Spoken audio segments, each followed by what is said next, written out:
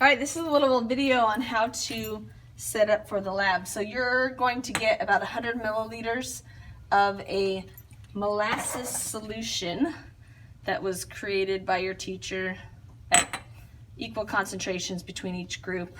So it's all coming from the same source. What you will want to do is make sure that it's nice and stirred. And then you are going to get some activated yeast. So this is yeast that comes like in a bread making packet, but you have to warm it up and put a little sugar with it to get it active. And so again, this is all coming from the same source with the same amount of yeast for each group, but you want to make sure you give it a little shake before you add to it. So I'm going to take 20 drops from here, 1, 2, 3, and I'm going to pretend like I'm counting, but you of course are going to count precisely. I'm just showing you for the demo. So about 20 drops, give it a good stir, and now you're ready to fill your test tubes. The trick here is you're going to have 3 test tubes that are small, and they need to be filled with this solution with no air bubbles, but they're also going to be upside down inside of another test tube. So the trick is to get it filled with no air bubbles. So here's what I have found works best. Is first of all, you're going to have these 3 test tubes labeled. You're going to fill them approximately halfway. Do not go over half or you will end up overflowing. And since we're not working above, like a sink, I'm trying to prevent sugar solution from getting all over the classroom. So mine are probably even too high right now, as you can see, about halfway, not above the rack line. And then you're filling each individual test tube. So all the way until the tippy top. So it looks like it's going to spill over. Okay. I used to have put my thumb over the top. You can kind of do that like this, put your thumb over the top, but really it's, that one didn't work so well. See that huge air bubble right here? That's not a good one. But if I put my thumb over the top, I think I can salvage it by turning it sideways. And if you turn it sideways and get the small test tube down on this end, you can see the air bubble's gone, and now, oops, that slides all the way up the top, and there you have it. Underneath, I can see there's no air bubble there anymore. So I'm going to try it again. That worked pretty well. And as long as the small test tube is filled all the way with this solution, it shouldn't matter how much is left outside. It's just to try to keep each group as equal as possible. You want to minimize that. So again, oops, a little bit overflow. I got better work on this technique. So huge air bubble, turning it sideways. You can watch the air bubble coming out. There's the end of the test tube here.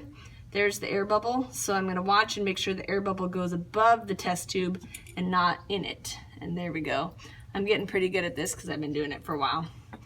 Last one, let's see if I can do this better. Filling it, I think what you might want to do is just go straight in. So yeah, I think the key is to not have quite as much as I had. Maybe fill it even a third of the way and then top it off after the test tube's inverted. But again, here's what happens if you don't have the air bubble completely gone. You can still see an air bubble here.